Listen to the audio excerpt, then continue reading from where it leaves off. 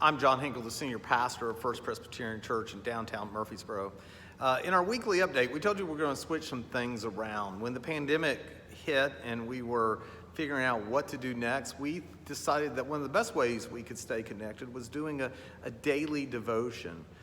What we've recognized as we are now in the month of June is that many of you, a lot of you, like yours truly, you're inundated with stuff and information, especially through emails. And so we wanted to kind of lower that, if you will. And so we made a few changes.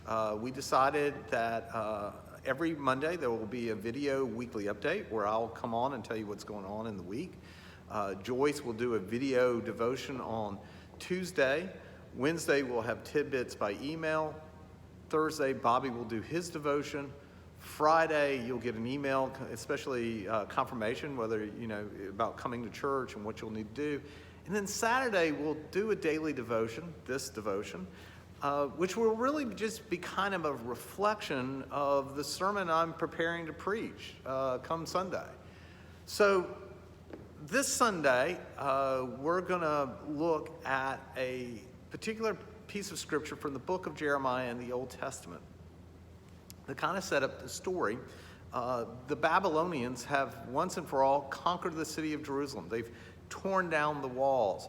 They've taken the best of the best when it comes to the Jewish people into exile. And they've destroyed the temple and taken the icons of the temple back to the capital of Babylon. Jerusalem is a mess. The Jews are a mess. But then along comes a so-called prophet. His name is Hananiah. And he tells the Jews remaining in Judea, don't worry, don't fear. In 2 years' time, God will break the yoke of the Babylonians. The people will come back, and God will reestablish the kingdom of David. Now, Jeremiah, who's the true prophet of God, he hears this. And Jeremiah basically says, all that would be really good if it were true.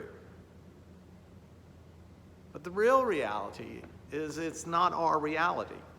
Meaning what Hananiah is saying is disconnected from the reality we now find ourselves in. And only time will tell whether Hananiah really was a prophet of God or not. What we have to deal with is the here and now, Jeremiah says.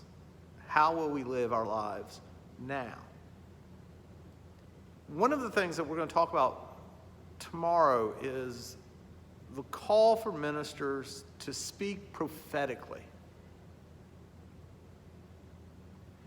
That doesn't mean we're telling the future of the church. Prophetic preaching is looking at the world around us and asking the simple question, what is God calling us to do in the here and now?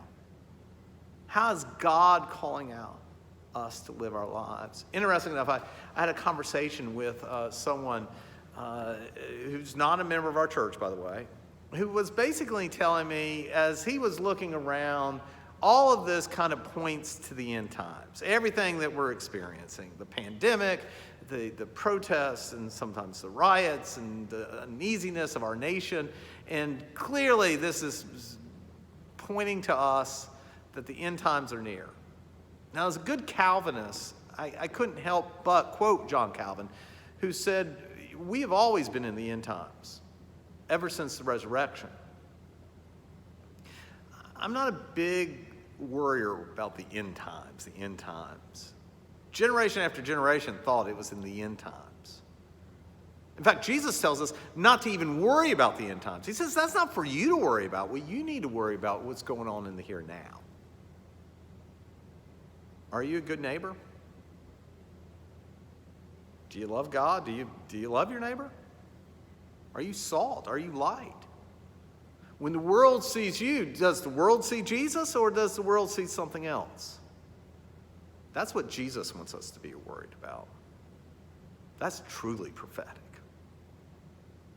I look forward to worshiping with you on Sunday.